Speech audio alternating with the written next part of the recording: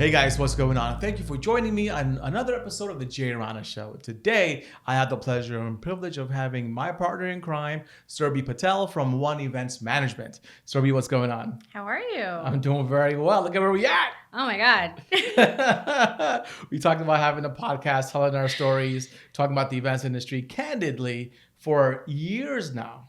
Have we not? For fucking years. We've talked about a lot of things, a lot of projects, a lot of dream projects. To see this come to life, like it's definitely a proud moment from me to you. I appreciate that. So congratulations for one. Thank you.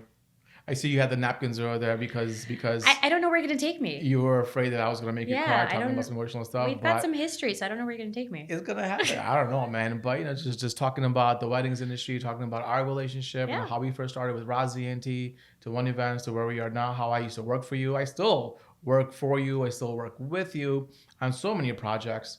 You know, I've learned so much from you and I'm still learning so much from you. I tell all my clients, listen, I'm great at what I do, but if you want someone better, One Events is the way to go. She's taught me some things that I had no idea that was going to happen, you know? It's all because of you. And I'm at my platform because of you. So I'll give you a round of applause. That's very humbling. Thank you. Because I feel like I started because of you. Okay, I can and see I got that stepping stone because of you. So I guess we can thank each other. You know, that's the way it is. We've been working together for how long now?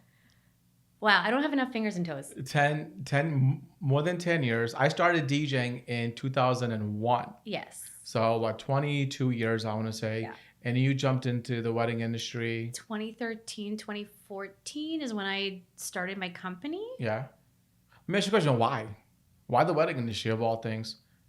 I mean, you're talented in marketing and so many different things. You're talented as a project manager and so many other accolades that you have, right? But why the wedding industry of all things? Honestly, I don't even have a real answer for that because I started seeing the life through you, through Razi and T. Yeah. I got a knack for it. I started doing a lot of these like planning family events and this is going to sound very cheesy, but like following Sonal J. Shah.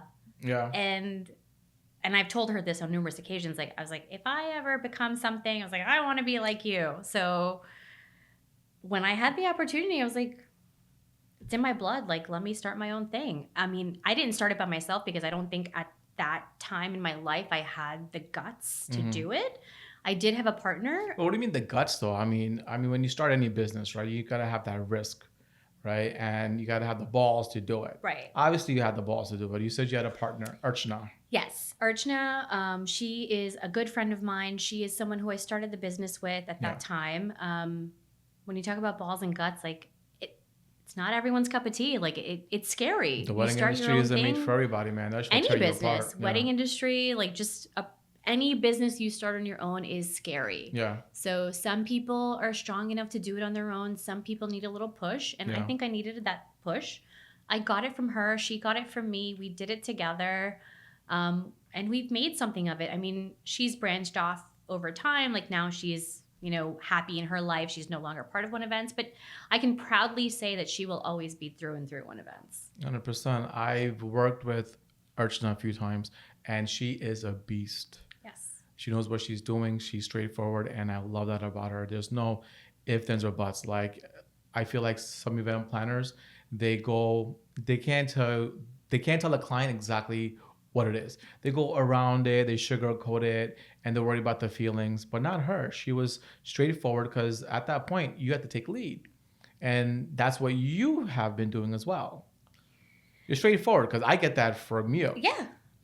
We actually pride ourselves, and that is one thing that I stand by, is being very straightforward. I don't believe in sugarcoating. I don't believe in selling someone a dream that I can't make come to life. I believe in being realistic. I believe in reality.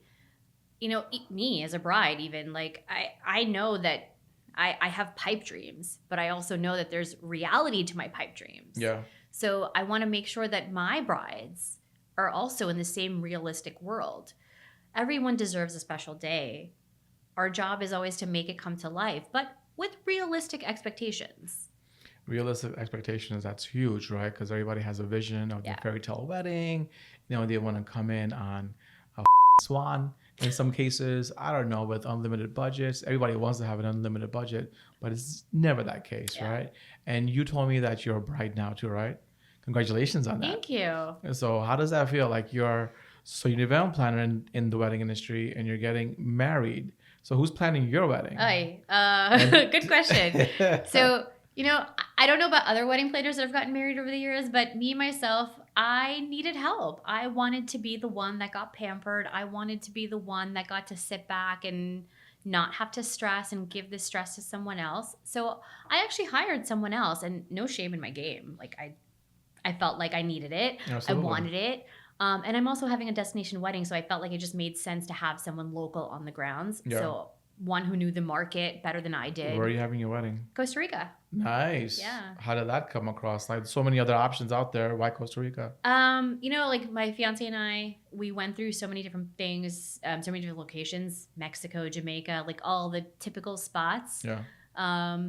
Costa Rica was one place that him and I had never visited, let alone together, but like separately. Yeah. It was on my bucket list to go to. And it kind of just worked out for us. We were like, this is it. Like this is where we were supposed to get married. And that's where we are now, 50 days away. So do me a favor, talk to me on how the process works in a destination wedding. I'm sure, number one, you got to find a spot, right? Yeah. And then once you're at that location, you got to figure out exactly what you want to have. Because it's a Desi wedding. I mean, there's so many different parts of a Desi wedding. You have the PT, you have the Garba, you have the Sangeet, you got the Mendi, you got the reception, the ceremony. Like, I'm sure, did you get a chance to pick and choose exactly where it's going to be? Like all the different portions of the actual wedding celebrations?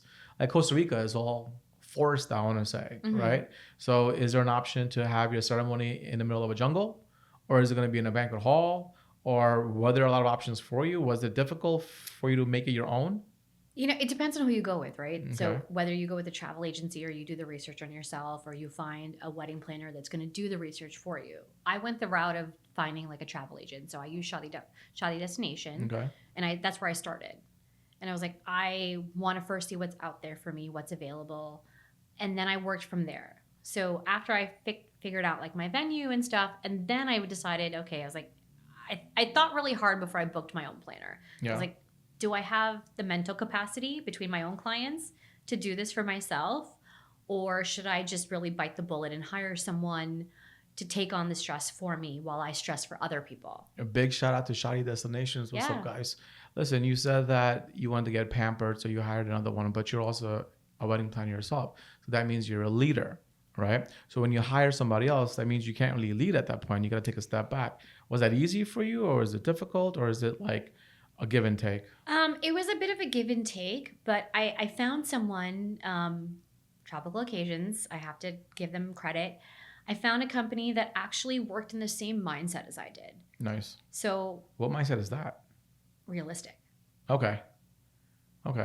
So like as far as your own expectations. Right.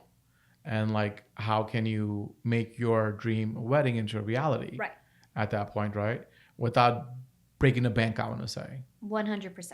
I need reality. I need someone to tell me that what I'm thinking, what I'm envisioning is realistic for the dollar that I'm looking to spend. Same thing that I do for my own clients. Like if a client is telling me like they want to come in on an elephant and they want to do this and they want to do that, but they only have means to come in on a horse and get married in a hotel, which by the way, there's nothing wrong with that. I love hotels. Those are probably the best kinds of weddings. Like it's very logistically easy. It is my job to let them know, like, look, this is a great idea, but if you don't have wiggle room in your budget, this is what is realistic for you. You told me a long time ago you have to level set your clients. Yeah. And I try to level set my clients, and there's always like that disappointing look on their face, and it breaks my heart. And I'm like, no, we'll figure it out. I always kick myself in the because I always say, let's figure it out. But sometimes it's difficult to figure it out when you have a limited budget, right? And just the look on their face of disappointment, like, damn, man, they hired me to do something for them, and we can't do it because of their funds, right? So I try my best to think outside the box, right? If we can't get an elephant, well, let's create a makeshift elephant, for example. You know what I'm saying? Like, there has to be different ways. You got to get creative with it. I try my best to fulfill all my clients' expectations and their vision and all that good stuff. Now, there's so many success stories, right? Everyone talks about their successes. I love talking about failures. I love talking about, because a failure defines us. A failure builds character and all that good stuff. You know, we're only as great as our last event. I mean, in all aspects of it, right? But I feel like because we're so experienced in this event industry, not because of the successes, but because of all the failures. 100%. I mean, I've done a lot of events. As a DJ, I had a lemon thrown at me at my first event I've done. I remember that story. This was back in 2001, I want to say. I did this event. I wasn't prepared for it. They threw a lemon at me. I tell you right now, never a lemon again, because I learned from that, right? And there's so many more things that we've done wrong and we learned from it. So now we're rocking an event. I'm planning an event and it's smooth because I've already been through all the ups and downs. I already came across all the obstacles and I worked on it. So now it's so much easier for my client, right? I'm sure you have a lot of stories. Success stories are fine, but I'm sure you have bridezilla stories. I mean, He took a deep breath. He took a deep breath. For days. For days. But listen, like, that's just the name of the game. Yeah. I mean, I'm also sure that they can't help themselves. Okay. It's stressful. What do you mean? Explain that to me. They can't help themselves. Listen, now, finally in my own life, being on the other side of the table, I can understand that sometimes it's very difficult and you just can't help yourselves and you can't help your emotions. So whether it's that aggressive, angry, bridezilla, I'm going to eat your head off because you can't get me an elephant type of deal, versus being aggressive and bossy, it comes with the stress. Sometimes it comes with the person's personality. I can understand that. Yeah. But sometimes it just comes with the stress because, you know, as a wedding planner, I never realized the level of stress that goes on from a bride, from like a personal perspective, like dealing with family politics, dealing with making people happy, making sure that both sides of the families feel appreciated and brought along for the ride, and so involved, to speak. Right? Because everybody wants to be involved. Right. And then, I mean, no hate on the grooms, but grooms are technically checked out. My own groom, my husband, love him to death, but he is, you know, like, he's just going along. He's just there, and he'll like randomly be like, "Hey, what can I help with?" Like every 6 months. Not a damn thing. We're good. Right, and it's like, God bless his soul. Like he really tries, like whenever he can. But like, and I delegate some few tasks that I think he can handle. What kind of tasks? Like making sure that we have a dog sitter for the dog. Important. I have a dog, and that's very important. That's important. I got to make sure that if I'm out and about doing an event, I'm gone for days, somebody has to take care of my Casper. Right. And that's important because sometimes I forget. Like, oh, I have a dog who's depending on me. And that's important. So God bless his soul.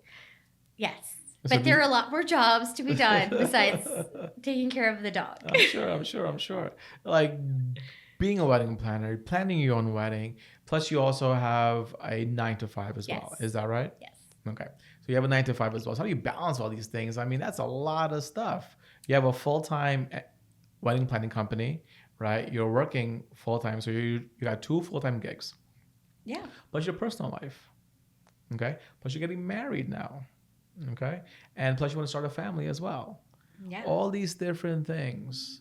How do you do it? I'm sure there's a way to do it. I'm sure you shed a few tears. Everyone has to shed a few tears because it's overwhelming. It really is. You know, it's with a wedding, I feel like emotions are always going to be heightened every single step of the way, right? So to have full control of that, to have full control of it is one thing because it feels like you get desensitized a little bit, which is good or bad. It's a double-edged sword, right? I tell my clients, listen, if you feel frustrated, cry it out. Cry it out. Go into a room, grab some napkins, put a sad song on, and cry it out. An hour later, you'll feel so much better. I mean, I tell my clients this all the time. What do you tell your clients to prepare them for the frustrations that's going to come up?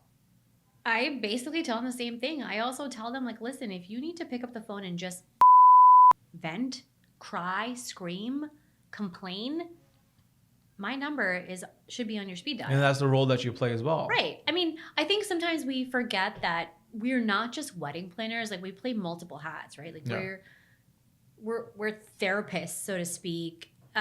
We are legal guidance to some degree.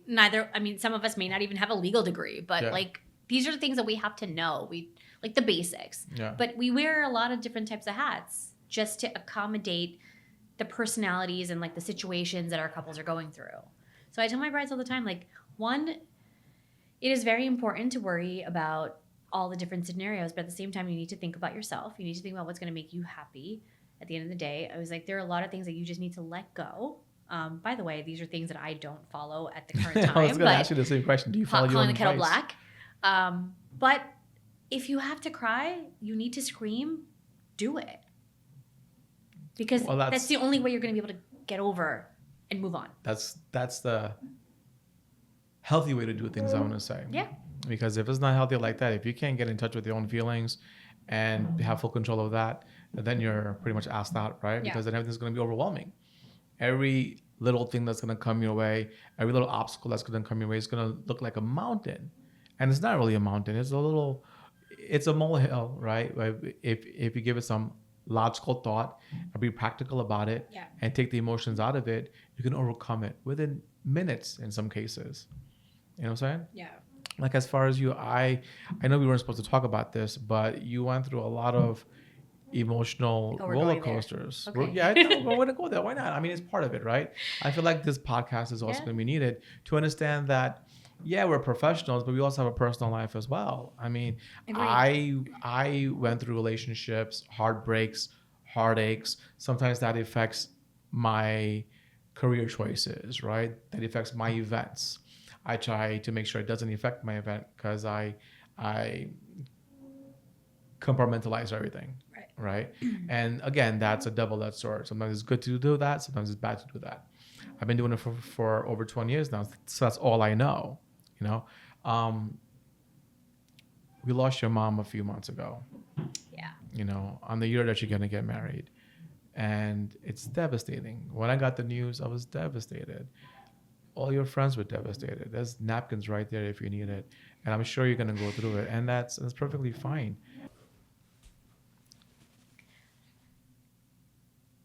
This business, who I am, what I do, a lot of that strength and motivation was driven from the woman that I lost.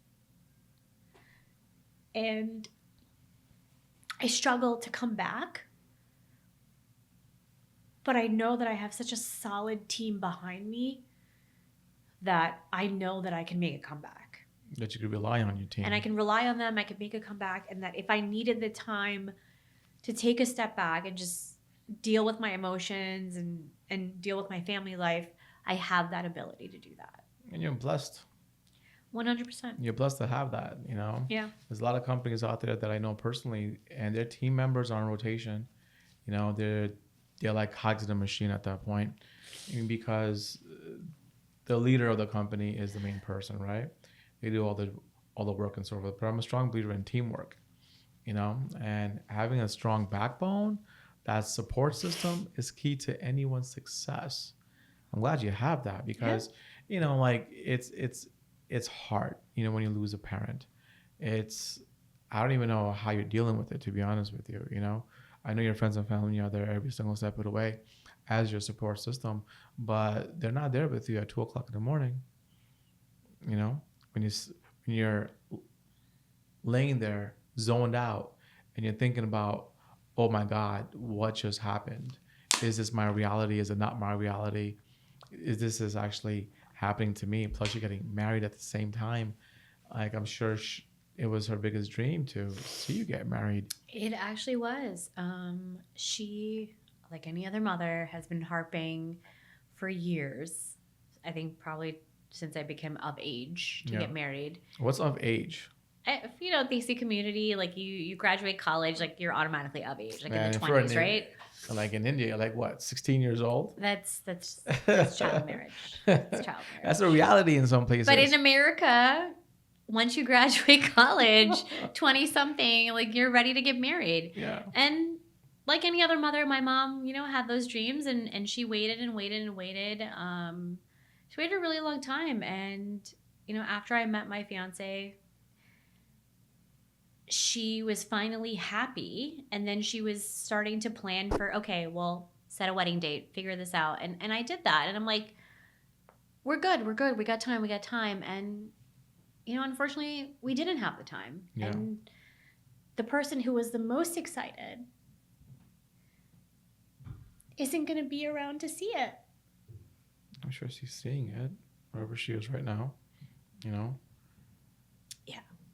We keep the memories of our loved ones by conversation, by talking about them all the time. And that's part of it, right? Because if you don't talk about something, you're going to forget about it. So we talk about your mom all the time because she's here, you know, in every aspect of the way. She's here in you, you know, and you can't forget about that. I mean, it's great to be spiritual, and it'll be even better to have her in person, you know, in any form and format. But this is our reality. This is your reality. Yeah. You know, and it sucks, man. It sucks, but it's part of life. Yeah. You know, unfortunately, it is. Unfortunately, death is part of life. You know, and like, I'm sure she has expectations. My parents have expectations for me.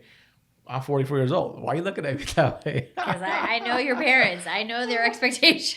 Like, is there like a happy middle ground anytime, anywhere?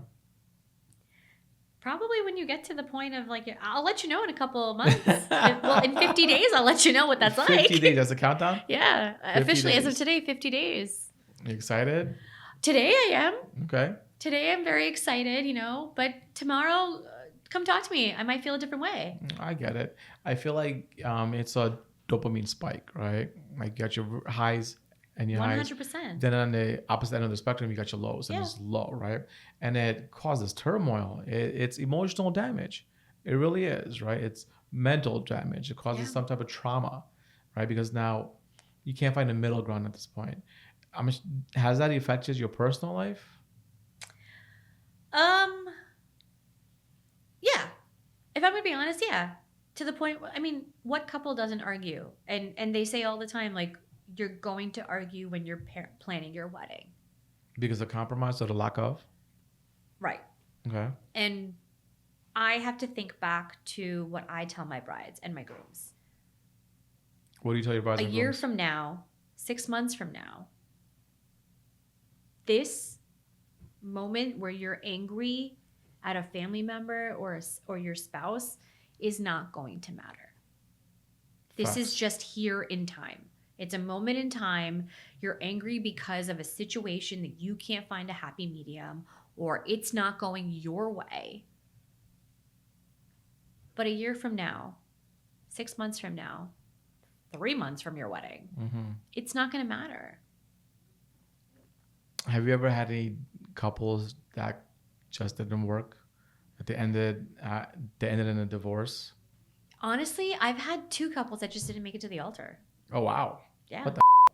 After all the planning, Yeah. months and months and months of planning, Yeah. months and months and months of stress, Yes. financial expenses, going back to Yes. back, and this just didn't make it. In my entire career, I've had only 2 clients that have not made it to the, I shouldn't say altar, but to the mandap. Okay. Any particular reason why? Was it like the Family families? differences. Yo, why is that though? Like when you get married, I understand as an Indian person, it's 2 families getting married, Mhm. right? Which is fine. That's why there's so many mixed weddings nowadays, right? Because some cultures don't really believe that. You know, they believe it's just the bride and the groom, the man and the woman. It's them. They're gonna start their own lineage. They're gonna start their own families. They're gonna start their own journey together.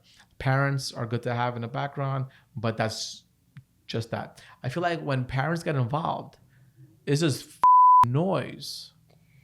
You know, it's true, but just so you know, it's not just in our culture. Because Okay. one of my couples of the 2 was a mixed couple, Okay. and the other one was an Indian couple, like both sides. So I don't think it matters the culture. I just think it matters when there's too many cooks in the kitchen. Okay, I can see that. So, one, I think it's very important that before you take the leap of getting married, that you know that you and your partner have a solid ground and you understand what it's going to take to get to the finish line. This is, by no means am I advocating that my relationship was solid when we started planning, but I also know and had that much faith in my husband that he, one, understood where I was coming from professionally and personally, but also knew that I had it in me to carry along both families. So it's the person itself. I mean, yes and no. I mean, for me personally, it's because this is what I do for a living. Okay. Like, it's my job so you got the edge at that point. Make everyone happy. Yeah. Right? Like, as a wedding planner, essentially that's what you're doing. You're making everyone happy. Yeah. So while I'm trying to make myself happy, I'm also making sure that my in-laws are happy. My family's happy. It's okay if my husband's not happy. He'll be happy at the end of the day. It's okay if your fiance and your husband is not happy. Right. You know, but sometimes you got to go along to get along. Exactly. And this is no shade towards like the strong, independent minded women. But sometimes they get to a point where they get to a breaking point where it's like, this is what I want, this is what I need, and if I'm not getting it, like, we're done. And that is okay. Like, if that is who you are, that's okay. But that, personally speaking, like, I feel like that needs to be defined before, so you can avoid all of this financial hardship and emotional loss. 100%. I'm sure like that strong, independent woman was always a strong, independent woman. And her fiance knew this about her, right? Unless it wasn't there, unless it was all just like sugar coated. And then that came out when the stress came in. I mean, if we're going to say that this is the J. Rana Uncut show. It is the J. Rana Uncut show. No shade to the men, to my grooms, but one, you are your woman's man. Like, you are all about your partner. But then I feel like once you put a ring on it, and this is my partner excluded, sometimes some of you get very like mama's boyish and like what my mom wants and this and like my mom's needs and my mom's dreams. Yes, every mother has a dream. Every mother wants to see her son, her daughter in a certain way at their wedding and has certain expectations. But everyone forgets about the woman that's getting married. Facts. Everyone forgets about the woman that is going through juggling two sides, who is giving up so much and who is compromising on so many levels. Everyone forgets about that person. What do you mean? It becomes about, oh, well, my mom wants this and my sister wants that and my dad wants this and my grandparents want that. Oh, well and good. Everybody has a say and everybody has a right. But what about the girl who's giving up everything? What about the girl who's making But what is she giving up? Compromises? What are you giving up? I mean, my situation I feel like is a little bit different. Okay. I waited a long time. I set my own terms. I was lucky enough to meet a man that was so compromising and so flexible. I don't think I gave up much. But I've seen my own brides give up a lot. A lot of my younger brides. Let's start there. Let's preface it that. A lot of my younger brides. Okay. Do you early think 20s. Do you think it's because of the age gap itself? Like because they're in their 20s and mid-20s? Age gap, culturally, like the type of family environment that they come from. You know, like if you've never been independent, you've never lived on your own, and this is your first time that you're like moving up from your family and things like that. There's a lot of different dynamics. You know, I have brides in my 20s, I have brides in my 30s, I have brides in their 40s. There's a lot of different dynamics. And I think it's hard for people. I get it. I mean, change is always going to be difficult. Yeah. Change is very difficult. I mean, it's without change, we can't move forward, right? Without growth, we can't change. Yeah. It's all rotation at that point, right? Younger brides and grooms, younger clients, they have different expectations versus a client that's going to be in their 30s. And if it's because they've seen more, they dealt with more in life. They dealt more emotional trauma in your life at that point, you know? And trauma is huge. And I feel like when you're in your 20s, you don't really have a lot of trauma, but you have a lot of privilege, right? So they feel like, I personally feel like my younger brides and my younger grooms, it's a privilege, like they're privileged. Like I want this, I want this, I want that. It's a want. It's not really a need at that point, or I would like to have this. You know what I'm saying? You said before that the mama's boy concept, right? I can clearly say that I'm a mama's boy. I can agree to that. 100%. I can agree. I want to make sure my mom is happy, That's because I have a certain type of relationship with my mom. Right. You know what I'm saying? I have 3 little sisters. I'm the oldest son. I'm the only son.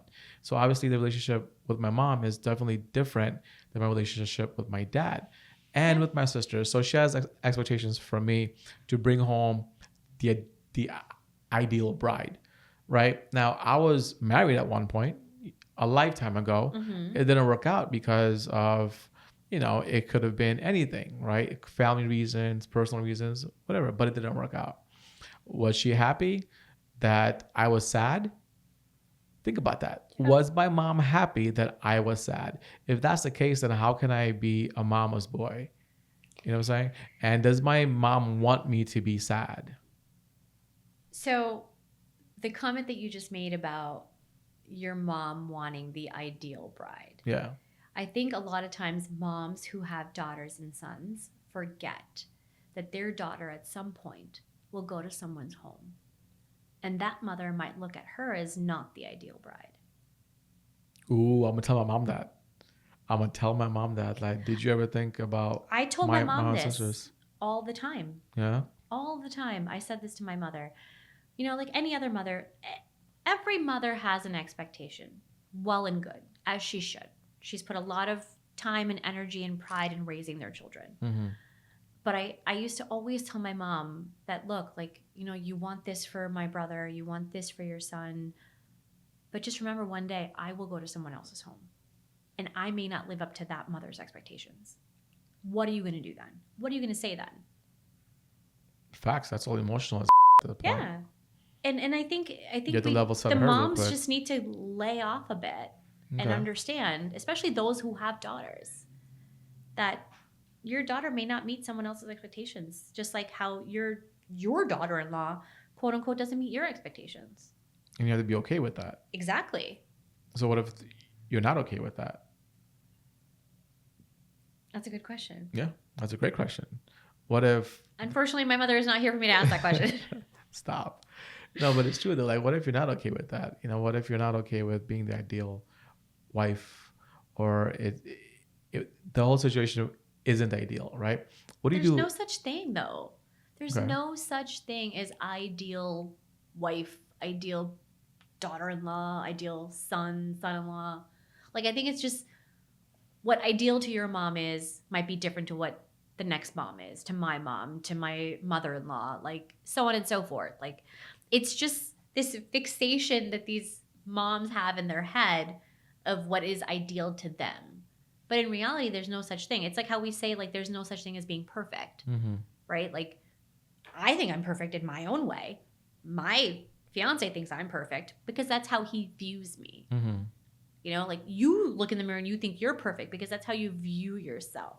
It's a perception. Right. It's no such thing as anyone actually being perfect. Have you ever come across a perfect couple? No such thing. In your own personal lives? I think from a cosmetic view, like I've seen some gorgeous couples, like just photogenically perfect. And I'm like, they're just so perfect. They look they're good on so paper. Beautiful together. Yeah. But I don't know what their dynamics is behind closed doors. Yeah. I don't know what their dynamics is like with their like in-laws and like their family life. But from a perception, like from a photo, like when they stand on the mandap and they're taking their photos, I'm like, oh my God, they're gorgeous. They're beautiful. They're the perfect couple. Have you come across any situations where you thought that this couple is perfect in every possible way, right? But then you get to know them and you want to tell them, guys, what you have right now is toxic. Because I've been in that situation. I've been in a few conversations where I sit back as a third person, right? Because those two are going to be in it, right? They got blinders on. So being on the outside of it, Yeah.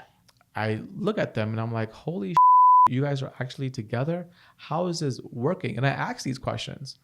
Like, how do you guys make it work? Because you guys are like oil and water at this point. You guys don't mix.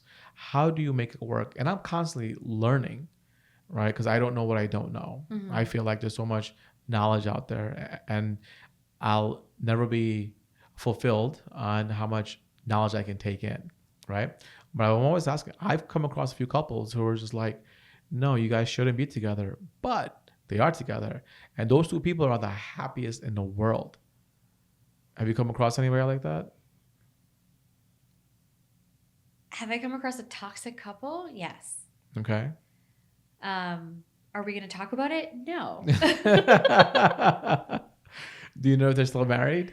I think so. Okay. They probably made it work, right? Yeah. And look, like, it's a perception. Again, it's perception. Okay. Well, as long as you can make it work at the end of the day. I mean, all the hard work you put in after the event, all the bending, all the compromise. Yeah. I'm sure they're happy as now with their kids. And I'm sure they're looking back at the wedding and all the stress that they've been through and like, holy shit, we went through all these things and look at where we are today. Kudos to us. You know, some couples work on that high energy frequency and that we classify as toxic. Some couples work on like that calm frequency that we think this is how an ideal couple should be. So I think it just depends on the person. And who are we? We're not certified relationship experts, right? I'm certified in my own profession as a wedding planner, as an event planner. I can through and through advocate and justify that piece of my career. But I'm not qualified to be like, you two should not be together just because of like that interaction that I see. Neither are you. Neither am Neither is anybody else in the industry unless they have that certification. Unless they're a priest, right? Right. I've been in that situation as well. I told you I got stories for days. Yeah. 20 years worth, over 20 years worth. We had a meeting. It was me, the bride, the groom, both sets of parents, and the priest. And we're sitting there and they were talking and they couldn't agree on something. They couldn't agree on something. It was something minor. And I'm just sitting there, a fly in a wall, just like talking to him.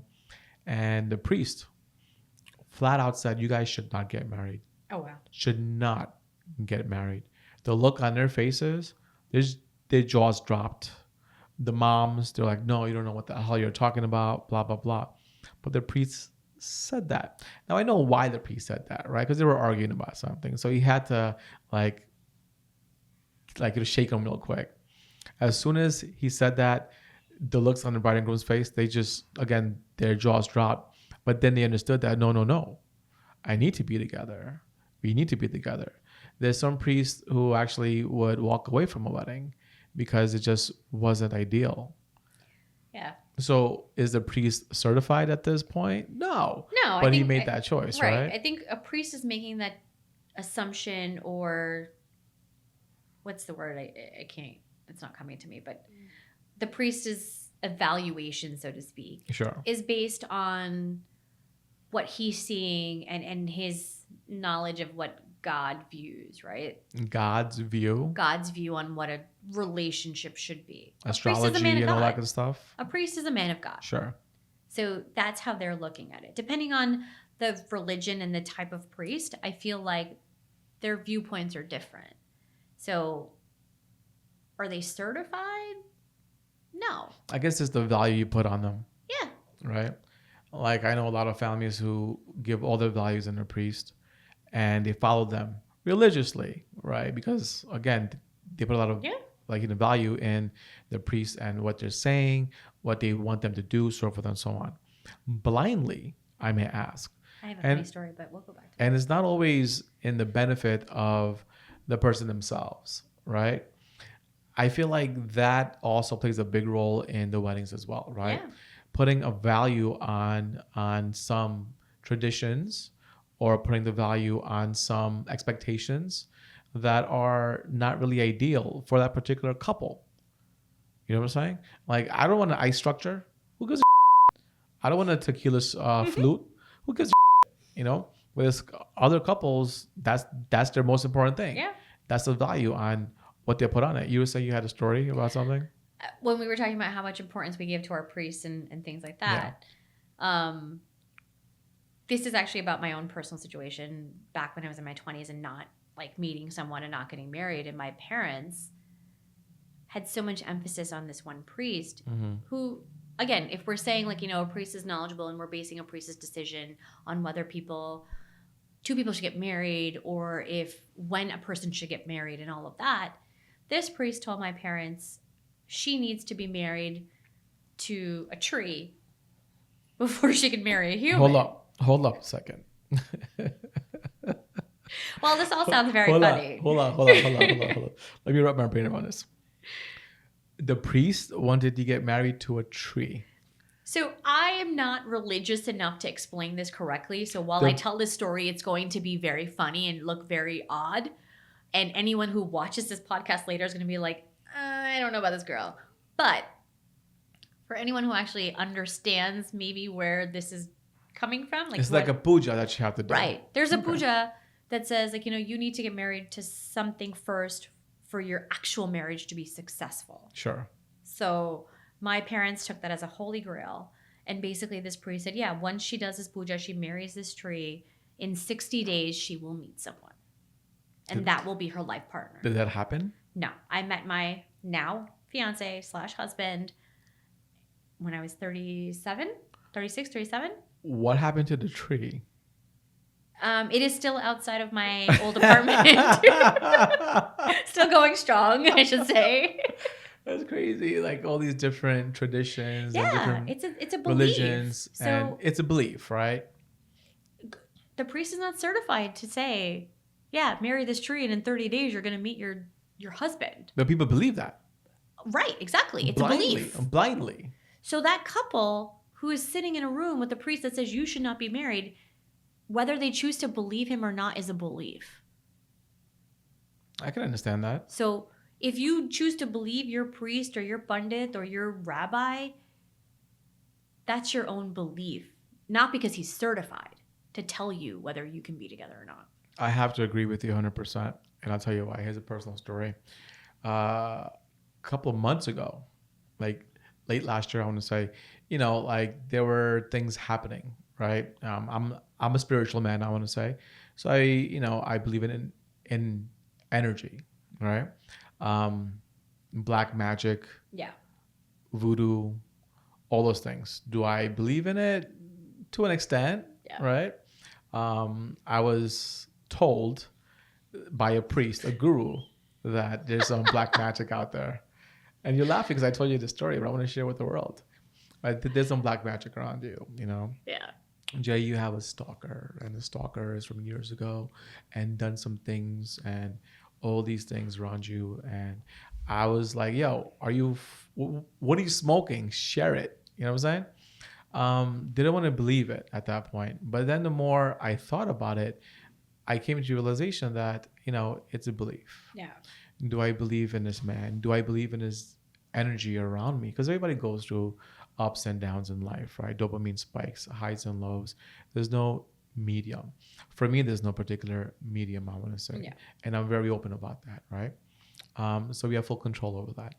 So I believed in this particular guru, and I paid him a small fortune to do these, rituals in India, these pujas in India. And it's a belief, right?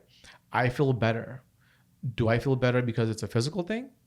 Or do I feel better because I believe that it worked, right?